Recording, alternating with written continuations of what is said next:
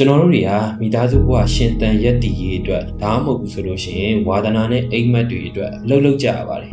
ဒီလိုလှုပ်လှုပ်တဲ့အခါမှာချို့ဆိုလို့ရှိရင်မနက်စောစောစီစီလိုင်းကားတွေတိုးစီလူကြက်တဲ့ဟာတွေအများကြီးကိုဖြတ်လာပြီးတော့မှရုံးချိန်အမီရောက်အောင်လို့ကျွန်တော်တို့လာကြရပါတယ်နောက်ကျွန်တော်တို့ရဲ့ငယ်ရွယ်မှုတွေကျွန်တော်တို့ရဲ့ဒီခွန်အားတွေကိုလည်းပေးဆက်ပြီးတော့အလုပ်လုပ်ကြရပါတယ်ဒီလိုမျိုးဘလောက်ပဲတွေ့တာတဲ့အလုပ်ဖြစ်ဖြစ်ဘလောက်ပဲချစ်မြတ်လို့ရတဲ့အလုပ်ဖြစ်ဖြစ်တနေ့နေ့ဒီချိန်မှာငါဒီနေရာကြီးကနေလှုပ်ဆက်မလို့တော့ပဲထွက်လိုက်ရင်ကောင်းမလားငါဆောင်ရမ်းပင်ပန်းနေပြီဆိုပြီးတော့ခံစားရတဲ့အချိန်ကာလကိုလှုပ်လှုပ်ဖူးတဲ့လူတော်တော်များများကြုံကြပါပါဒီလိုကြုံရပြီဆိုလို့ရှိရင်တော့ကိုပြည့်မတင်ပါနဲ့အဲ့ဒါတင်တယောက်တည်းမဟုတ်ပါဘူး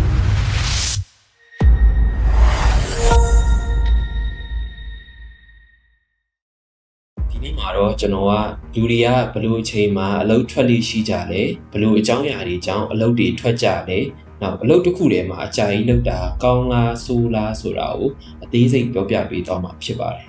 Harvard Business Review HBR ရဲ့ data တွေက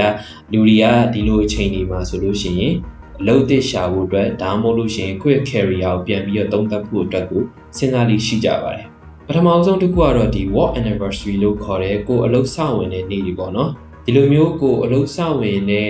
အချိန်ကာလတွေကိုရောက်လာပြီဆိုလို့ရှိရင်လူတွေကဒီအလုပ်သစ်ရှာဖွေတဲ့ရာခိုင်နှုန်းက6%ကနေပြီးတော့ဒီ9%လောက်ထိကိုတက်လာလေးရှိပါတယ်အဲ့ဒါဘာဖြစ်လို့လဲဆိုတော့ငါဒီကိုရောက်နေရဒီနှစ်ပြည့်ပြီငါဘာတွေများတိုးတက်သွားလဲဆိုပြီးတော့ကိုယ့်ပြန်ပြီးတော့တွေးမိတတ်ကြလို့ပါနောက်တစ်ခုကတော့ milestone birthday လို့ခေါ်တဲ့ကျွန်တော်ဒီ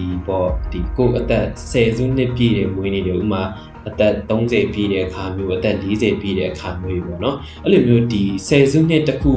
ဒီကူးပြောင်းသွားတဲ့အခါမျိုးမှာဆိုလို့ရှိရင်လူတွေကဒီကိုယ့်ရဲ့ဘဝအောင်မြင်မှုတွေကိုပြန်ချိန်ထိုးကြည့်ပြီးတော့အလုပ်ပြောင်းမှုအတွက်ဒီရာခိုင်နှုန်းက12%လောက်အထိကိုရှိပါတယ်နောက်တစ်ချက်ကတော့တော်တော်လေးစိတ်ဝင်စားဖို့ကောင်းပါတယ်အဲ့ဒါကတော့ဒီចောင်းသားဟောင်းတွေ့ဆုံပွဲပေါ့နော်ဒီလိုမျိုးတွေ့ဆုံပွဲတွေကပြန်လာပြီးသွားပြီဆိုလို့ရှိရင်လူတွေကဒီကိုယ့်ရဲ့တငယ်ချင်းတွေရဲ့အလုပ်ကိုင်ယာဒူလာစာလုပ်ပိုင်ခွင့်တွေအဲ့ဒါတွေနဲ့ချိန်ထိုးပြီးတော့ကိုအဲ့လိုမျိုး pressure ဝင်သွားပြီးတော့ဒီပုံမှန်ထက်အလုပ်ရှာရရာခိုင်နှုန်းကဒီ16%လောက်ထိတက်သွားတာပေါ့နော်အဲ့ဒီချက်ကလည်းတော်တော်လေးကိုစိတ်ဝင်စားဖို့ကောင်းပါတယ်နောက်ဆုံးတစ်ချက်ကကြတော့ဒီ staff party လို့ပြောရမလားဒီလိုမျိုး annual bonus ဒီပေးပြီးတဲ့ကာလတွေမှာဆိုလို့ရှိရင်လည်းလူတွေကငါဒါနဲ့ရတာထိုက်တန်ရဲ့လားငါတစ်နှလုံးစူးစမ်းခဲ့တာကဒီလောက်ပဲရတာလားဆိုတဲ့အတွေးမျိုးဝင်လာတဲ့အခါမျိုးမှာဆိုလို့ရှိရင်လည်းအလုပ်ထွက်လေးရှိပါတယ်အဲ့ဒါကတော့25%လောက်ထိရှိပါတယ် American အလုပ်သမားစီးရင် Bureau ဒီ BLS ရဲ့ဒီ data တွေရပါတော့ဒီအလုပ်သမားတွေရဲ့ပြန်များလုပ်သက်ကဒီ3နှစ်ပဲဝန်းကျင်လောက်ပဲရှိပါတော့တယ်ဒါပေမဲ့ဒီ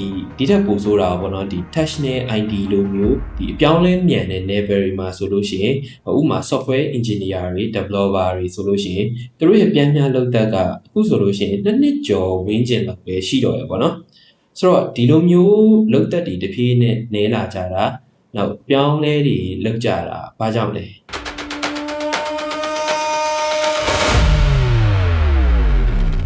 နံပါတ်1အချက်ကတော့ဒီ burn out လို့ခေါ်တဲ့ကျွန်တော်ဘာသာပြန်ရမယ်ဆိုရင်ပေါ့နော်ဒီစိတ်ရောကိုယ်ပါပြင်းထန်စွာပင်ပန်းနွမ်းနေမှုလို့ကျွန်တော်ဘာသာပြန်ခြင်းတယ်ပေါ့နော်ဆိုတော့ဒီ burn out ကြောင့်မလို့အလုပ်တွေထွက်ကြပါတယ်နားကြပါတယ်ဒါကဒီကျွန်တော်ဒီတာမန်ခန္ဓာကိုယ်ပဲပင်ပန်းတာမဟုတ်ဘူးပေါ့နော်ကျွန်တော်ဒီစိတ်ရောကိုယ်ပါပင်ပန်းခန်းချောက်လာပြီးတော့ဒီမနေ့ရုံသွားတာနဲ့ဒီရုံသွားဖို့အတွက်တွေးပြီးတော့ရင်လေးနေရမျိုးနောက်အလုပ်ချိန်ပြင်ပမှာတော့မှကျွန်တော်တို့တွေကဒီအလုပ်အကြောင်းတွေးပြီးတော့ဒီစိတ်ဖိစီးနေရမျိုးတွေပေါ့နော်ဒီတချို့ကုမ္ပဏီမှာဆိုလို့ရှိရင်လည်းအဲ့လို toxic culture အကြောင်းလို့လည်းအဲ့လို burn out တွေဖြစ်ကြပါတယ်ချို့ဆိုလို့ရှိရင်လည်းအများနဲ့ overwork တွေအရန်လုပ်နေရတဲ့အတွက်ကြောင့်မလို့ဒီအလုပ်နဲ့ဘဝမမျှမတဖြစ်လာပြီးတော့ဒီကိုယ့်ရဲ့ကိုယ်ပိုင်ချိန်တွေပျောက်ဆုံးလာတဲ့အခါမျိုးတွေမှာဆိုလို့ရှိရင်ကျွန်တော်တို့တွေကလစာဘလောက်ပဲများကြာမတောက်ခံတော့ဘဲနဲ့ကျွန်တော်တို့တွေနားဖို့အတွက်ကိုဆုံးဖြတ်ကြပါတယ်နောက်တစ်ခုကတော့ manager relationship ပေါ့နော်လူတွေကကုမ္ပဏီကိုစွန့်ခွာသွားတာမဟုတ်ဘူး manager ကိုစွန့်ခွာသွားတာဆိုတဲ့စကားတော့မရှိပါတယ် အလောက်ကဘလောက်ပဲကောင်းကောင်းဒီကိုယ့်အထက်ကခေါင်းဆောင်ကဒီအရာရာကိုလိုက်ပြီးတော့ချုပ်ချယ်နေရမျိုးတွေလို့ micro management အရန်လုပ်နေတဲ့ဟာတွေနောက်ကိုစူးစမ်းထားတဲ့ရလဒ်တွေကိုအတိမတ်မပြုတော့ဒါမှမဟုတ်ပြဿနာဖြစ်လာတဲ့အခါမျိုးမှာဆိုလို့ရှိရင်ကိုယ့်ဘက်ကနေပြီးတော့ရက်တီမပေးတော့ဆိုလို့ရှိရင်ဒီအလုပ်မှာဆက်နေရတယ်ဆိုတာငရေတစ်ခုပါပဲအဲ့လိုအခါမျိုးတွေမှာဆိုလို့ရှိရင်လည်းလူတွေကထွက်ဖို့အတွက်ကိုစဉ်းစားကြပါတယ်နောက်ဆုံးတစ်ခုကတော့ဒီ road stagnation ခေါ်တဲ့ရှေ့ဆက်တိုးတက်ဖို့အတွက်လမ်းမမြင်တော့တဲ့အခါမျိုးတွေမှာဆိုလို့ရှိရင်လည်းလူတွေကအလုပ်ထွက်ကြပါတယ်ဒီချက်ကတော်တော်လေးကိုအရေးကြီးပါတယ်လူတွေကငွေတစ်ခုတည်းအတွက်အလုပ်လုပ်ကြဖို့ပေါ့နော်လူတွေ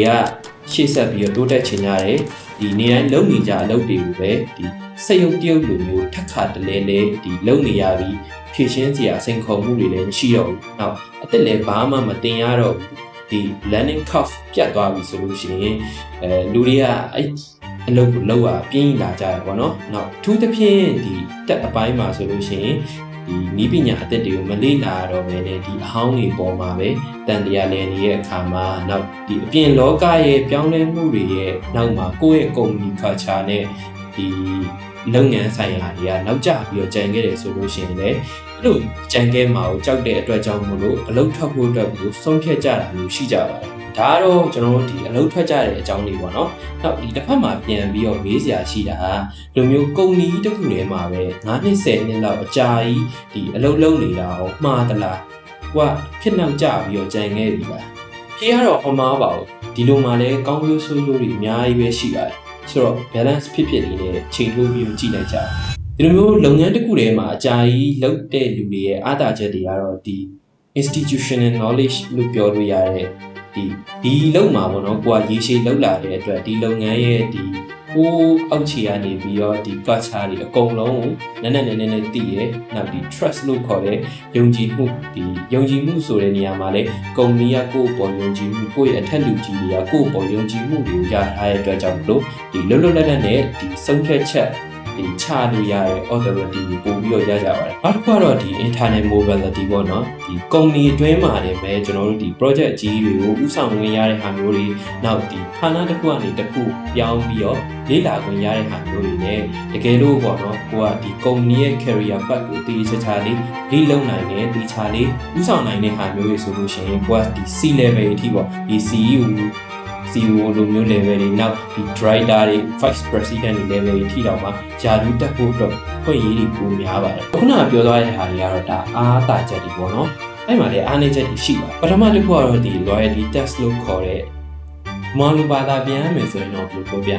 ြသစ္စာရှိမှုအတွက်ပေးဆက်ရတဲ့အခွန်လို့ပြောပုံမှန်အားဖြင့်ကျွန်တော်တို့ဒီအလုပ်ပြောင်းပြီဆိုလို့ရှိရင်ဒီပုံမှန်အလုပ်ပြောင်းနေတဲ့လူတွေကဒီတစ်ခါပြောင်းတဲ့အခါတိုင်းမှာလာစားဒီ 10% ကနေပြီးတော့ 20% ဝေးချင်လောက်ဒီအဲ့လို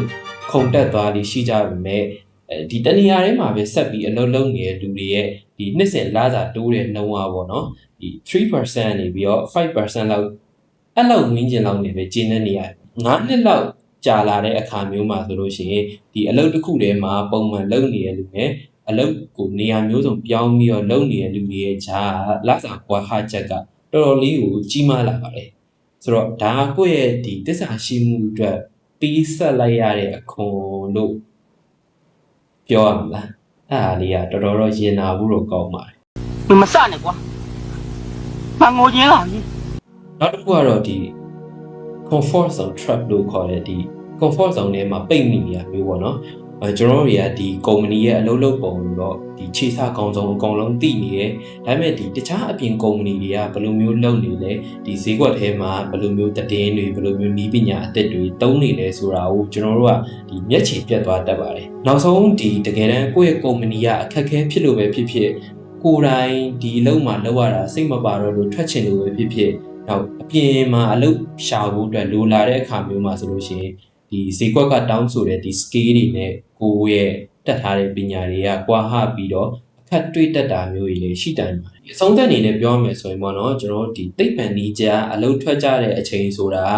ာငါဘယ်နှစ်ပြည့်ရင်တော့ထွက်ရမယ်ဆိုပြီးတော့ဒီလိုမျိုးတတ်မှတ်ထားတဲ့ကိန်းဂဏန်းတွေပေါ်မှာတော့အများအပြားမူတည်မနေဘူးပေါ့နော်တချို့ကတော့ငကိုတွေကငါဒီလုံးမှာ2နှစ်3နှစ်ပဲလုံးမယ်တစ်နှစ်ပဲလုံးမယ်စသဖြင့်ပေါ့နော်ကြိုပြီးတတ်မှတ်ထားတဲ့လူတွေတော့ရှိကောင်းရှိနိုင်ပါဒါပေမဲ့ကျွန်တော်ကအများစုကိုပြောပြပါပေါ့နော်အဓိကတော့ကိုအလုပ်ထွက်ဖို့အတွက်စဉ်းစားနေပြီဆိုလို့ရှိရင်ဒီ ဒီကိုဒီမေကွန်းလေးတွေပြန်ပြီးတော့မေးကြည့်ပေါ့နော်ပထမဆုံးတစ်ခုကပေါ့နော်ငါဒီ role ထဲမှာဆက်ပြီးတော့နေအောင်မယ်ဆိုလို့ရှိရင်ပညာအသစ်တွေရနိုင်သေးလားဒီ learning curve ရှိသေးလားပေါ့နော်ဒီမျိုးမေးကြည့်ပါဒုတိယတစ်ခုကတော့ကျွန်တော်တို့ဒီကိုယ့်ရဲ့စူးစမ်းမှုနဲ့ထိုက်တန်တဲ့လာစာနဲ့ career growth ရှိလားဒီနောက်ဆုံးတစ်ခုကတော့ကျွန်တော်တို့ဒီနောက်အဆင့်တွေတက်ဖို့အတွက်အခွင့်အလမ်းတွေနဲ့ဒီကိုယ်လမ်းညွှန်ပေးမဲ့ခေါင်းဆောင်ရှိလားဆိုပြီးတော့ပြန်ပြီးတော့မေးကြည့်စေချင်ပါတယ်